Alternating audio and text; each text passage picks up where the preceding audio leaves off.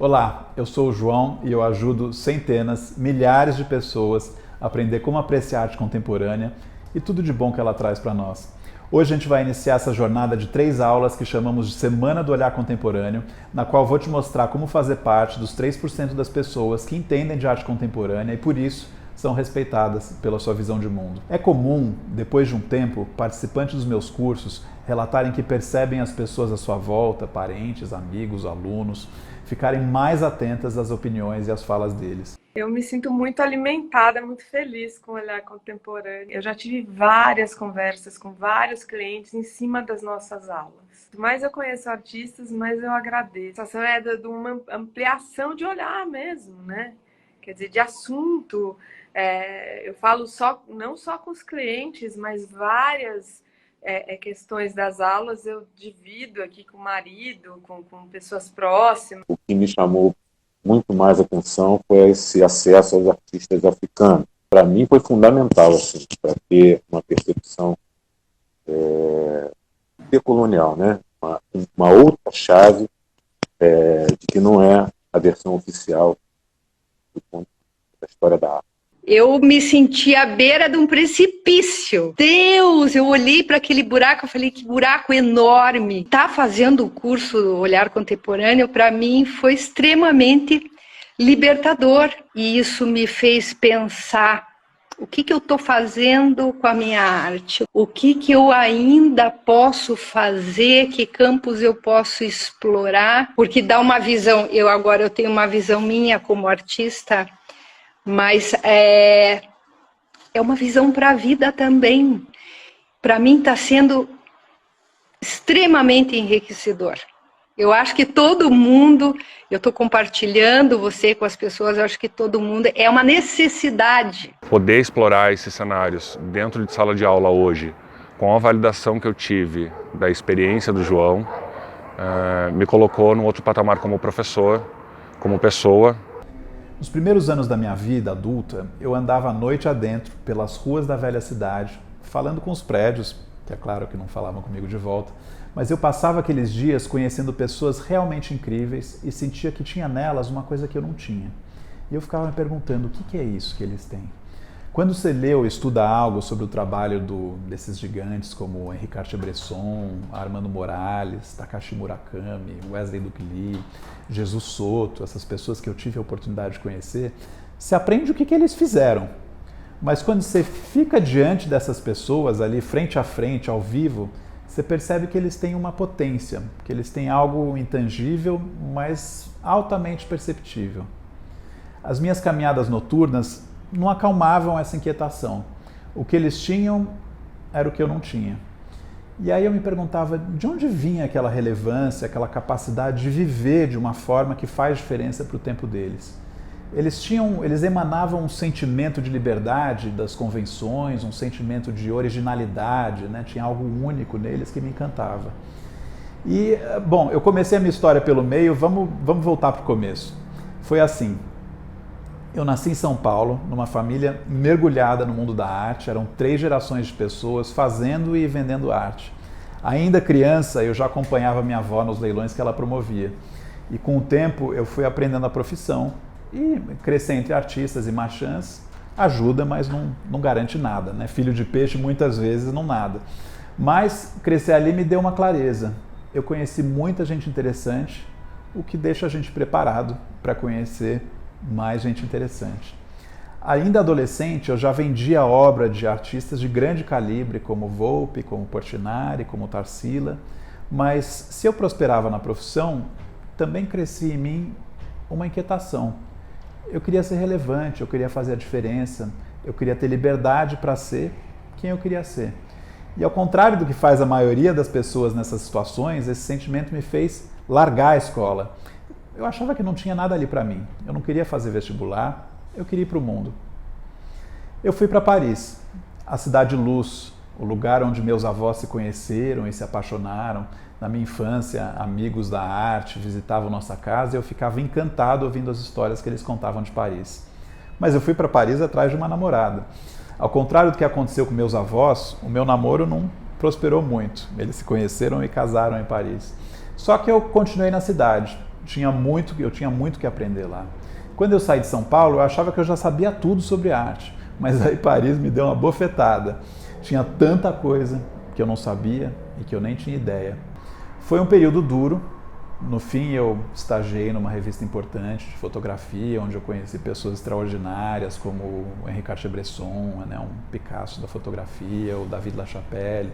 O Jean Lemarie era um crítico de arte que trabalhou com Picasso e diretamente me contava nos jantares dos sonhos que o Picasso tinha, que contava para ele. Mas eu não era muito feliz em Paris. Na verdade, eu cheguei a ficar bem mal lá. Eu caminhava à noite, conversando com os prédios. Isso era só uma parte, né, dessas dificuldades.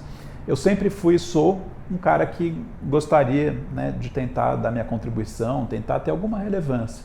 Para mim, seguir essa rotina sem se questionar é uma coisa que não é para o humano. A gente tem que, né, de alguma forma, refletir, examinar, pensar sobre a vida, senão isso não vai levar a gente a fazer a diferença. Eu preciso entender as coisas, eu preciso me libertar das convenções que me controlam, acrescentar conteúdo. Eu tenho que conquistar as coisas que extrapolem o ganhar dinheiro. Enquanto ganhar dinheiro é importante para nós, eu tenho outras moedas também que são importantes para mim. Eu quero coerência pessoal, eu quero propósitos descontaminados das manipulações aí da mídia, das ideologias, da sociedade, da história. São quereres que dão trabalho e eu aprendi que tem gente, né, a gente tem que desenvolver uma certa metodologia pessoal para isso. Eu conhecia pessoas notáveis, fazendo coisas incríveis, mas eu não estava eu mesmo fazendo muito progresso ali. Muitas vezes eu me sentia ainda preso, como se eu tivesse aquela rodinha do hamster. E Paris não me ajudava, era uma cidade que vivia no passado. Eu fui para outro lugar, eu fui para uma cidade que olhava para o passado, mas olhava também para o presente e para o futuro. Eu fui para Londres. Essas mudanças me aproximaram do entendimento do mundo que eu procurava e que me davam esperança de que eu calmaria minhas inquietações. Foi em Londres que eu pude deixar para trás as minhas 3 sessões de semana de terapia, de cabala, no que eu chamava de uma campanha de resgate pessoal. Minhas inquietações precisavam ser tratadas. Eu cheguei em Londres e deu uma super sorte, eu fui trabalhar como assistente de uma grande artista brasileira que morava lá. Eu consegui um lugar para morar, consegui aulas de inglês, tudo isso foi muito legal, mas eu sofria muito ainda com esse sentimento de relevância. Eu não conhecia ninguém, eu não falava o idioma, eu não sabia nada da cultura deles e eles muito menos da nossa. Eu me sentia invisível. Era como se eu não existisse. É um sentimento que mais intensamente durou 6 meses, mas existiu bem presente em mim por alguns anos. Mas Londres era, e acho que é mesmo, especial para quem vive de arte. É algo como a capital da arte da Europa, para algumas pessoas, é a capital da arte do mundo, né? E à medida que eu fui aprendendo idioma, conhecendo pessoas, trabalhando no meio, a minha carreira foi melhorando, foi prosperando. No começo eu fazia exposições precárias no subúrbio, eu ia improvisando tudo, eu ia fazendo com o que dava para fazer e eu aprendi bastante. Até que eu, né, cheguei no topo do mercado de arte, quando uma família daquelas muito poderosas, muito ricas, daquelas que tem Caravaggio na sala de jantar, abriu uma galeria e me chamou para ser sócio deles e tocar essa galeria bem no coração cultural de Londres, em Piccadilly Circus, né? A gente trabalhava com artistas modernos latino-americanos. E essa experiência foi algo que mudou a minha história para sempre. Eu percebi que eu não entendia nada de arte contemporânea. Eu fui atrás de quem sabia das coisas. Uma amiga, uma curadora de arte, me indicou uma série de livros. Então eu comecei a ler esses livros que, segundo ela, eu tinha que conhecer para poder entender de arte contemporânea, mas eu não entendia nada. E foi assim que eu arquitetei, sem saber, a maior transformação da minha vida. Como eu não entendia aqueles livros, o que eu fiz? Eu chamei em casa uma meia dúzia de amigos bem inteligentes para me ajudar a decifrar esses livros. E eles se entusiasmaram e chamaram mais amigos, e em pouco tempo a minha sala ficou pequena, ficou cheio de gente bacana, inteligente, né? E começou a vir mais gente, e chegou um momento em que se juntaram a nós um monte de figuras legais aí do meio da arte londrina, artistas, editores. Tinha uma editora da Phaidon, tinham jornalistas, art newspaper, curadores, galeristas. E eu fiquei maravilhado, e esse movimento me mostrou uma coisa que me marcou muito, que é o poder do estudo coletivo. Eu não só aprendi muito sobre a arte contemporânea, como eu não queria mais saber de outra coisa. E Para resumir, quando eu saí de Londres, 12 anos depois, e voltei para São Paulo, esse nosso grupo de leitura já tinha mais de 1.000 membros e já tinha realizado mais de 200 eventos, entre debates de livros, vernissagens, visitas a ateliês, discussões. Foi incrível. Agora, se eu pensar em retrospectiva, aí, né, passados todos esses anos, eu acho que eu voltaria para o Brasil de qualquer jeito. E quando eu cheguei em Paris, né, foi aquela coisa assim, nossa, como eles são cultos, como eles têm história, nossa, olha esses museus, essas galerias incríveis, nossa, essas pâtisseries, né, esses docinhos, né, são maravilhosos. Mas aí passa 3 meses e aí você começa a olhar as coisas de um outro jeito, você fala, nossa, como eles são autocentrados, nossa, como eles vivem no passado, nossa, eles só olham para o próprio umbigo. E aí, nossa, essa coisa de liberdade, fraternidade, igualdade é só teoria. E aí, quando eu fui para Londres, nos primeiros anos, eu cheguei a pensar seriamente, né, em mudar de nome, porque eu achava que eles nunca iam conseguir pronunciar João Correia, não conseguiam pronunciar nem o João nem o Correia. E aí, eles nunca nem sabiam onde o Brasil ficava no mapa, né, aquele sentimento de relevância. São coisas que realmente fazem a gente se sentir relevante lá. Aí veio um dia, eu estava conversando com um rabino e ele falou, olha, João, a arte é o produto da confusão pessoal dos artistas que se torna uma moeda para o jogo de vaidades da burguesia, né? Aí eu parei para pensar e falei, não sei se dá para reduzir a arte a isso, mas por um lado ele também não está totalmente errado, né? Eu concordava ali parcialmente com essa colocação, isso me fez pensar bastante, e porque afinal era o que eu fazia. Eu só comercializava esse tipo de arte, né, que fazia parte desse tipo de jogo de vaidades. E eu queria mudar isso. E aí eu fiz exposições, eu tentei abrir um departamento de arte latino-americana numa casa de leilões, a Bonas, era uma das maiores casas de leilões aí do mundo na época. Eu tentei iniciar um museu de arte latino-americana em parceria com o King's College, uma universidade inglesa bacana, para começar a criar uma presença para a nossa cultura na cena artística de Londres. Nesse período todo, quando eu não me sentia invisível, eu me sentia um personagem no palco deles, né? Eu era ali uma marionete no jogo deles. Mas eu queria ter o meu próprio palco, eu não queria ser uma marionete no jogo deles. E eu era ou inexistente, ou às vezes era um objeto de estudo para eles, né? O brasileiro chegou, olha como o brasileiro faz isso, como o brasileiro faz aquilo. E é por isso que eu me identifico tanto hoje com essa questão do lugar de fala, das políticas de identidade, que a arte contemporânea levanta, por causa de tudo isso que eu vivi lá. Enquanto muita gente, né, maravilhada com a Europa, eu sentia saudade do Brasil. Aqui a gente, né, vive mais perto da vida, pois a gente vive nessa miscelânea de narrativas, de contrastes, né, como diz Caetano Veloso, né, São Paulo é como o mundo todo. Era nessa panela de pressão que eu queria estar.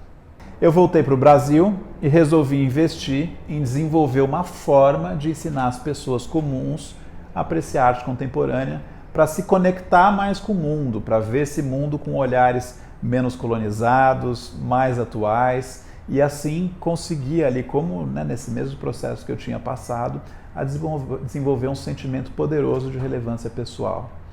Eu desenvolvi um método para se obter um olhar sobre a arte contemporânea, baseado ali num tripé: arte, educação e tecnologia.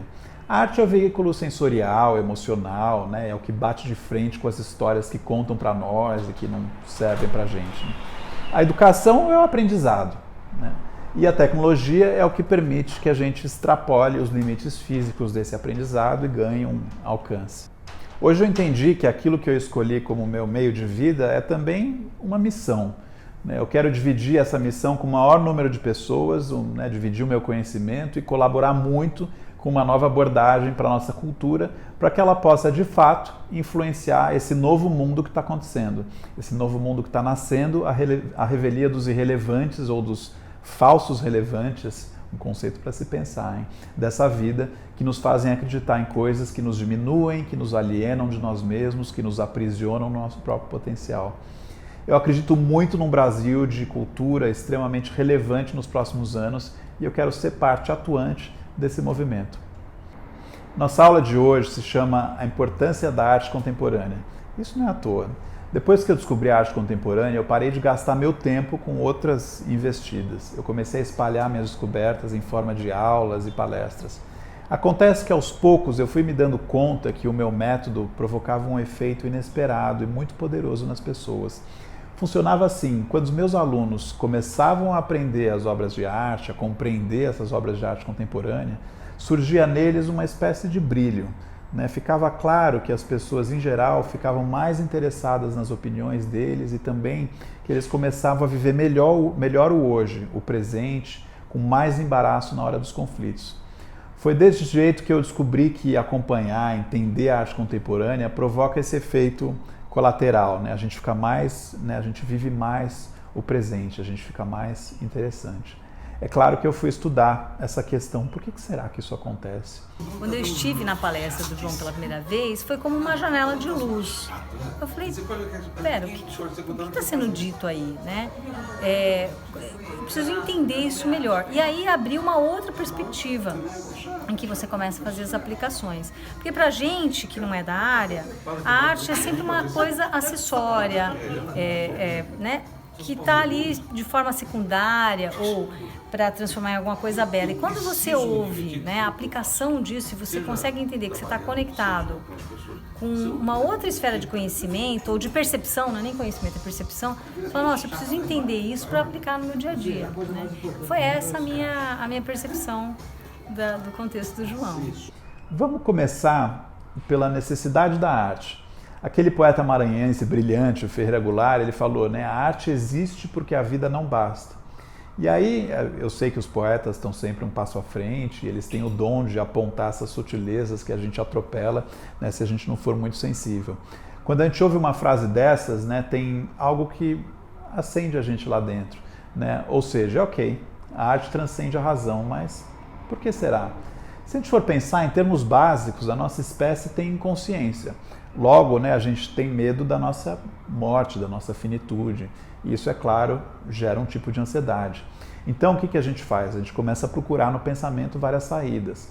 E a gente já sabe que só a razão não basta. Muitas das nossas grandes ideias são basicamente guiadas pelas emoções.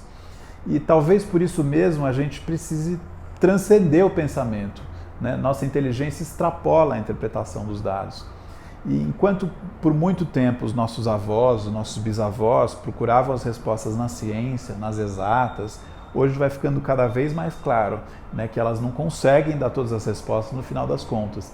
Que a gente precisa também se conectar com os porquês, com o propósito, com a imaginação, com o conhecimento pessoal, com o conhecimento coletivo. Lembra que eu falei para vocês daquelas pessoas que quando a gente vê ao vivo, elas trazem com eles alguma coisa poderosa, uma coisa intangível?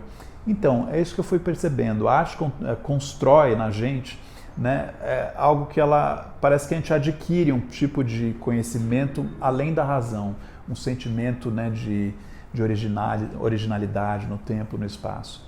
Se a gente pensar, se essa fala racional respondesse tudo o que a gente precisa responder, a bailarina não ia precisar dançar. Esse dançar ajuda a exprimir o que não é racional, Ele resgata a gente, ele dá sentido para a gente. E ele nos traz também saúde mental. Na neurociência tem um conceito que é importante para a gente nesse momento, a neuroplasticidade. Uma neurocientista amiga minha, a Bruna de Mantas, me contou que a arte é um dos melhores veículos para a gente construir novas vias no cérebro, novas trilhas neurais, que permitem novos tipos de associação, que permitem um pensamento criativo. Ela explicou que a apreciação de obras de arte que desafiam a nossa compreensão, desafiam as nossas emoções, o que elas fazem? Elas geram novas trilhas e como a arte vem carregada de imagens, vem carregada de emoções e tudo isso, elas intensificam que essas novas trilhas que começam como alamedas, à medida que a gente vai tendo imagens, vai tendo emoções, elas vão sendo pavimentadas e vão virando avenidas.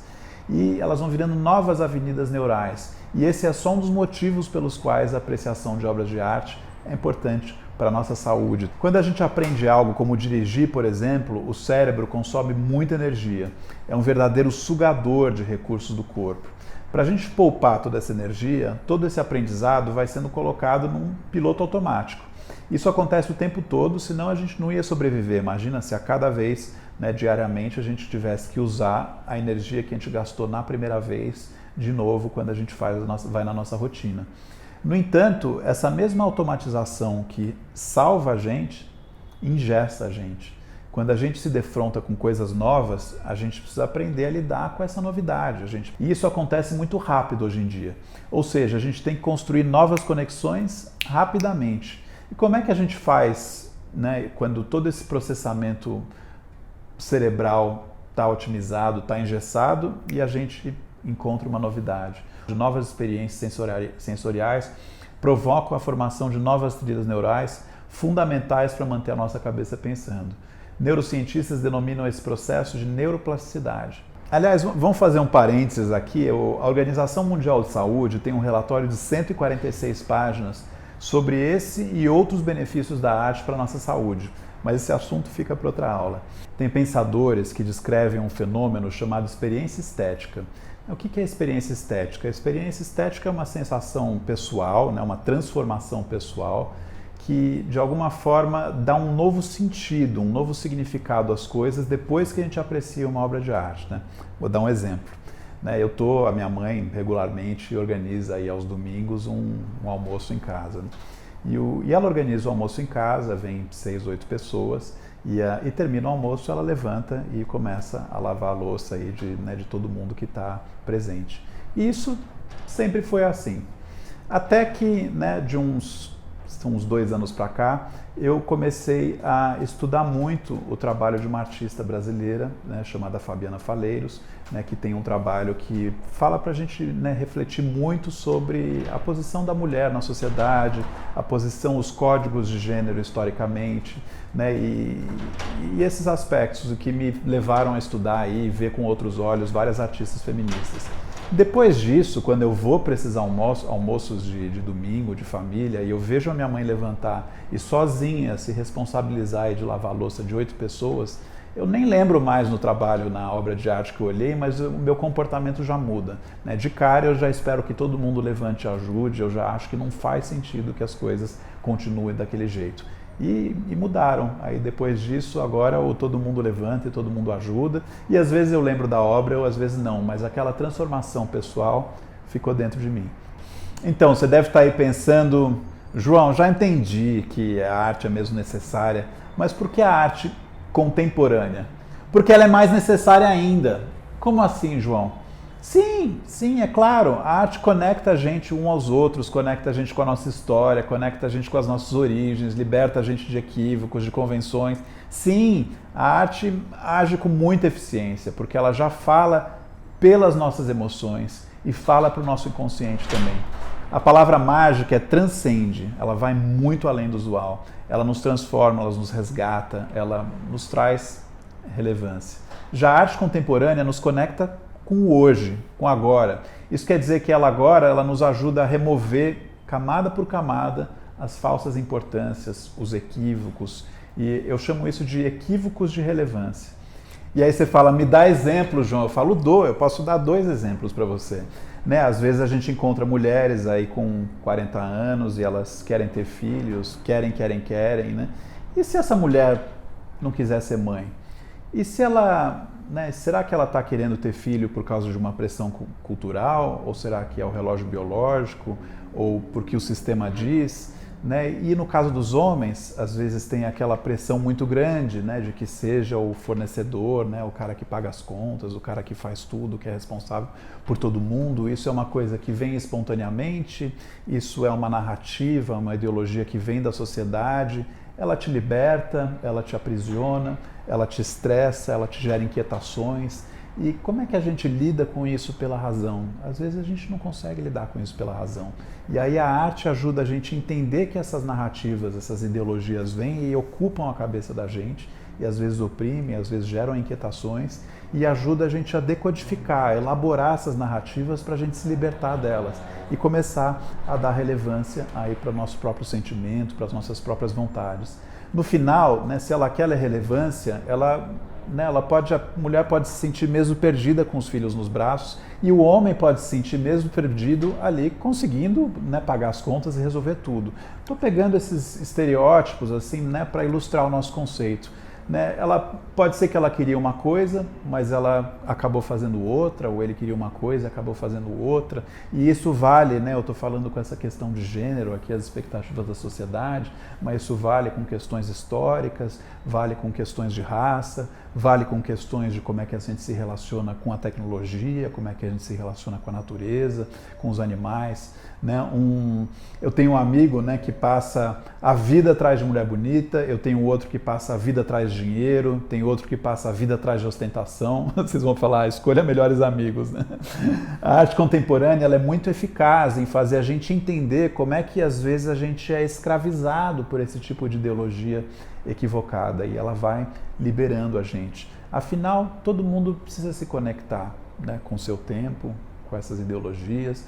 A arte dos nossos dias, ela reflete a gente, né? A gente fica cara a cara com essas questões. E assim ela ajuda a gente a elaborar e a remover essas camadas e camadas, né, de coisas obsoletas, de coisas que não servem para a gente. Né? Todo mundo que sofre com a desconexão pode se beneficiar com os entendimentos que a arte contemporânea traz para a gente. Desconexão com a integridade, com a ética, com os valores. Né? Olha quanta coisa acontece quando a gente contempla obras de arte atuais. Olha o quanto a gente ganha, né, muito além desse mero deleite ali estético, né, de olhar essas coisas bonitas. A arte chega a lugares da nossa consciência onde a razão não alcança. E a gente precisa desesperadamente preencher esses vazios com uma sensibilidade atual, uma sensibilidade do nosso tempo, uma sensibilidade contemporânea. E aí você pode estar aí se perguntando, como é que eu sei sobre essas coisas? E que isso não acontece só com você. Eu passei, eu vivo essas coisas, eu sinto essa necessidade da arte e eu fui, né, notando, eu fui sentindo essas coisas à medida que eu fui estudando. Né, eu fui, né, conseguindo preencher esses vazios, identificar outros vazios que precisam ser preenchidos, né, de me transformar, né, de lidar com essa questão da relevância na minha própria vida, no mundo. E não é só com a gente, não. Lembra dos milhares de pessoas que estão enfrentando as filas quilométricas para visitar uma exposição?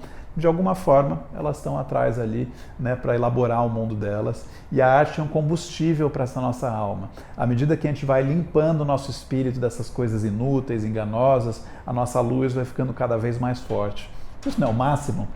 Repara que, né, tá tudo aqui à mão, os artistas já fazem a parte mais complicada, né, com a sua sensibilidade, com a pesquisa deles.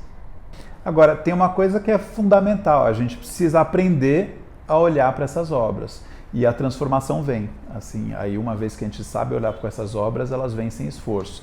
É só aprender a olhar e pronto. É muito incrível. Não, mas já dá para mudar o olhar, né? Faz com que a gente comece a ter uma outra visão, né? Uma outra bibliografia que estava totalmente desconhecida para mim e eu acho que para outras pessoas, e trazer isso a público para ser discutida essa bibliografia é muito interessante, sabe? É para abrir a visão mesmo, dá vontade de ir para a prática, né? Para a ação.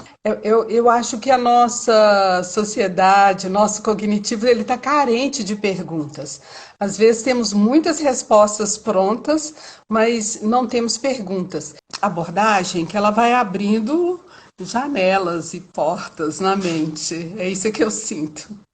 A nossa poeta Adélia Prado, ela disse: eu não quero a faca nem o queijo, eu quero a fome. Gosto desse diálogo de pessoas que não se conheceram, mas que tinham a mesma fome. E eu posso dizer que, né, no meu retorno, eu tive um choque cultural às avessas. Eu descobri que mesmo na elite cultural da cidade, muita gente ignorava a arte contemporânea. As pessoas acreditavam realmente que a arte tinha morrido lá com Picasso, que depois dele não tinha aparecido mais ninguém. E isso é inaceitável, a gente tem que virar esse jogo. Tem pelo menos 200 pessoas geniais trabalhando hoje, a gente precisa conhecer essas pessoas. Para você entender melhor tudo o que eu quero dizer, eu preparei alguns exemplos práticos que a gente vai dar para vocês nas próximas aulas. Bom, hoje você deu o primeiro passo para entender a transformação pessoal que eu passei e que eu quero que você passe também. E se eu insisto na questão de que a arte contemporânea é muito necessária, é porque tem um novo mundo que está nascendo aí, acho que todo mundo já percebeu, e com a arte vai ficar tudo mais fácil para você em processar esse novo mundo. Eu sei que tem muita gente acomodada, que está achando tudo isso normal e não está se mexendo, né? Mas se você está aqui comigo até agora, com certeza você não é um desses que quer se acomodar. Você está aqui, você está na turma daqueles que fazem parte dos 3%, de quem está querendo mais da vida além da sobrevivência. Você quer relevância. E você não aceita a vida morna, não é mesmo? Se a gente quer revisar essa nossa primeira aula, vamos ver primeiro que tem saída. Depois que essa saída é prazerosa, né, e que ela vem para nós nos braços da arte. Entender a arte vai ajudar a entender melhor as coisas à nossa volta. Quando a gente desenvolve esse novo olhar sobre o mundo, esse olhar contemporâneo, surge aquela janela de luz. Hoje você iniciou o seu olhar contemporâneo. Tem muita coisa ainda para se falar e para mostrar. Não cabe só numa aula. Claro que não. Então, olha o que eu vou deixar para a próxima aula. Na segunda aula da Semana do Olhar Contemporâneo, a gente vai destrinchar 3 obras de 3 grandes artistas da atualidade. A gente vai ter a Agnieszka Current e a obra sobre o fim das assinaturas, a Aya Ben-Rom, né, e o hospital dela no Hospital de Campo na Bienal de Veneza, e o Olafur Eliasson e um mega relógio de gelo. São 3 artistas que provam como tem gente no mundo inteiro produzindo maravilhas. Enquanto a próxima aula não vem, entra lá na comunidade do Facebook, que a gente fez especialmente para você debater, opinar e ver o que os outros pensam sobre o que a gente tratou aqui hoje. Não deixa de participar. E eu queria te pedir um favorzinho. Me ajuda dizendo o que você pensa também sobre a arte contemporânea e quais são as suas dúvidas sobre esse tema. Clica aí embaixo, onde a equipe botou um link para a comunidade da Semana do Olhar Contemporâneo e participa. Vai ser muito bom. Eu te espero ansioso para a próxima aula.